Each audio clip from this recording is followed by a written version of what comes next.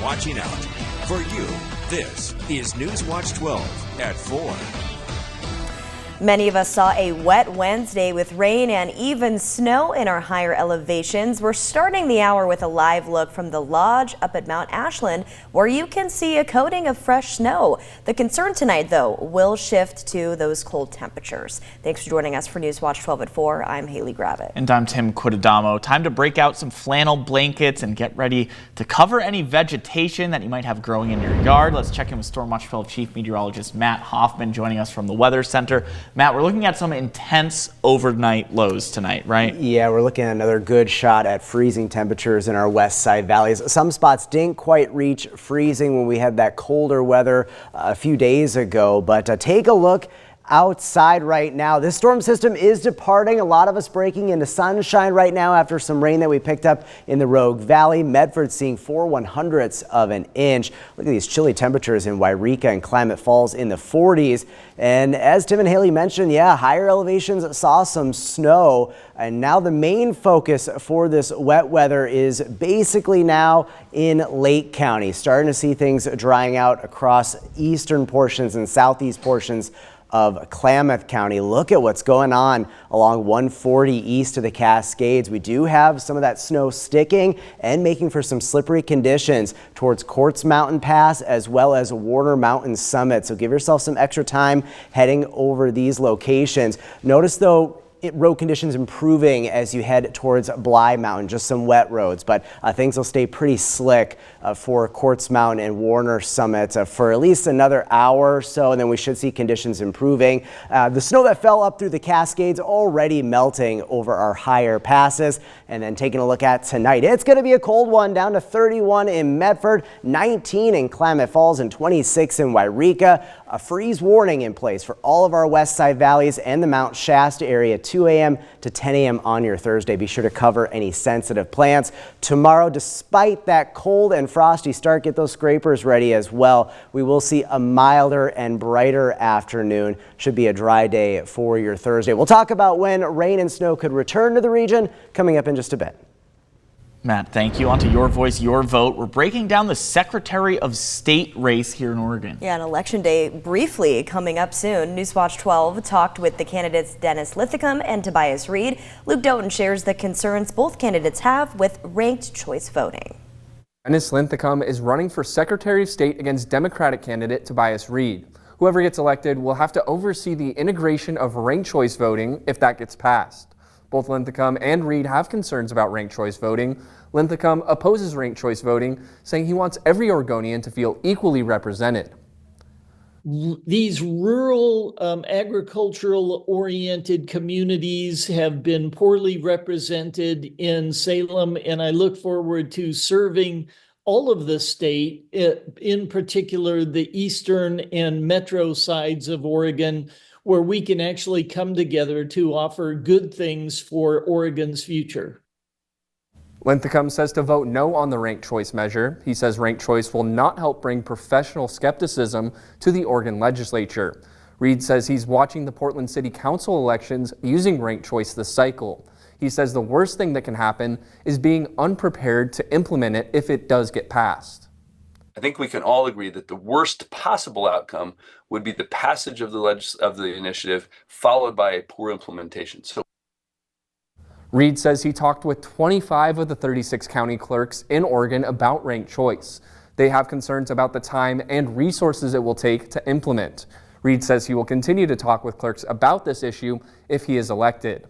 Linthicum says he's running for transparency and integrity. He is committed to audit Oregon's government, ensure that every penny is spent wisely, and that the rights of Oregonians are protected. Reed has similar goals, but also wants to protect Oregon's environment and help Oregon provide support and opportunities to workers, families, and students. Election Day just 13 days away, so we're running out of time to brush up on our ballots, but you can head to kdrv.com, go to our election page to find all the information you need to know about the upcoming election and how you can be prepared to head to your polling place or mail in your ballot. We have in-depth looks into Oregon's statewide measures and California's statewide propositions. You can find a list of races for Jackson, Josephine, Klamath, Curry, and Lake counties, as well as Siskiyou County. part of Phoenix on the fire watch. A remarkable transformation now complete, all aimed at keeping the community safer. 4 years in the making after the devastating Alameda fire burned down government buildings, city leaders seized the opportunity to rebuild, finishing with a brand new combination police station, fire department, and city hall. The completed project not only modernizes services, but also enhances community safety. With the opening of Fire Station 3, Phoenix welcomes back a vital resource. Mayor Terry Baker highlighting the improved response times, now under 5 minutes, emphasizing that every second counts when it comes to saving lives. Our fire department was about 60 years old. The bunkhouse was a repurposed single-wide mobile home, which burnt in the fire, and we just needed something better to better fortify the service that we offer our community and our citizens that live here. So if you can find a silver lining in tragedy, that's a pretty bright place to look. The new Emergency Operations Command Center improves crisis coordination, ensuring Phoenix is ready for future challenges. Designed for longevity and resilience, the facility reflects that the city's commitment is on safety. Coming up on NewsWatch 12, Samantha Cadera will explore the impact of this transformation and its benefits for Phoenix safety. In Jackson County, the City of Medford's livability team is reporting an ongoing decline in illegal encampments. The city's most recent survey, 11 active illegal camps were recorded. That's down from 17 in March of this year and down from 56 homeless encampments in September of 2023. Current Medford Mayor Randy Sparacino credits the decline to the work of the livability team. Back in July, NewsWatch 12 did a ride along with the team to get a closer look at their work to reduce homelessness in the city. You can find that story on kdrv.com. Tonight in Ashland, there's an online panel discussion about ballot measure 15234, considering financing for a new water treatment plant in the city. A yes vote would authorize the city of Ashland to issue up to $75 million in revenue bonds to finance construction to the city's drinking water treatment facility. Advanced registration is required for tonight's online panel. For more information on the ballot measure, you can find that on our election page on kdrv.com. The Oregon State Marine Board voted in favor of new rules on the Upper Rogue River during their meeting today. The ruling is focused on addressing the issues stemming from non-motorized boaters, particularly the inexperienced ones, rather than imposing heavy restrictions on motorized boating. After an hour and a half of discussions, the board acknowledged the difficulty in balancing user access and safety. There was a lot of public input about congestion and safety concerns on the river. The data shown doesn't support the idea that motorized boats significantly contribute to these issues. The conflict comes from interactions between different types of users. Yes, I want the folks that are listening and on all sides of the spectrum to know that this is not an easy decision when you're sitting on this side of the table. And on your screen are the approved rule changes for the Upper Rogue River. The rule will not allow someone to use a motor that has more than 10 horsepower to travel between Fisher's Ferry and Lost Creek Dam. There is a provision that will allow it between May 8th and September 10th between Fisher's Ferry and Dodge Bridge County Park. Charter boats are allowed to operate between 10 a.m. and 5 p.m. with no more than 300 trips per year upstream of Table Rock Road Bridge. It would also not allow charter boats to operate upstream of Rattlesnake Rapids. Although board members approved the rule change, another public hearing is planned for January.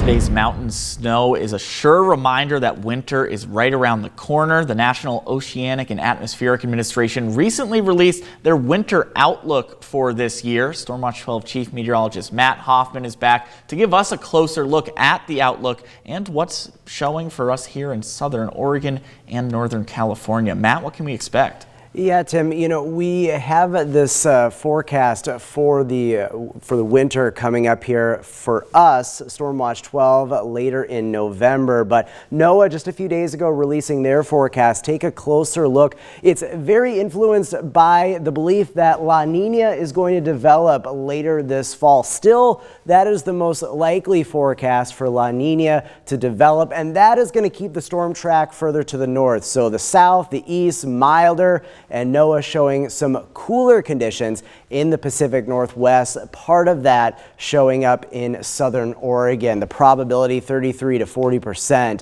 of temperatures running below normal. Now, when it comes to precipitation, again, with that La Nina in the forecast, it favors drier weather in the southern tier states, and for the Pacific Northwest and potentially here in southern Oregon and northern California, maybe some wetter than normal conditions for this winter. But there are other factors that go into the forecast, other large-scale weather patterns that impact our winter, and we'll touch more on that. We also got a lot of great stories planned for you for the Stormwatch 12 winter forecast, including ski previews for Mount Ashland, Mount Shasta, and Warner Canyon. That and much more Wednesday, November 27th at 6:30 p.m. So be sure to mark your calendars and tune on in. Matt, thank you. And speaking of winter, we only have 4 days left in our 34th annual Coats for Kids campaign. All of your generous donations have been pouring in, but right now we're still needing toddlers' coats for kids in our community. If you have a new or gently used children's coat to give, you can drop it off at one of our more than 50 donation barrel locations in Jackson, Josephine, and Klamath counties. You can find a full list of those locations on our website, kdrv.com. You can also donate to our Coats for Kids drive online or send a check. We are accepting checks sent to KDRV at our street address and online donations at kdrv.com. We want to take a moment to thank all of our viewers for all the support that we've gotten so far.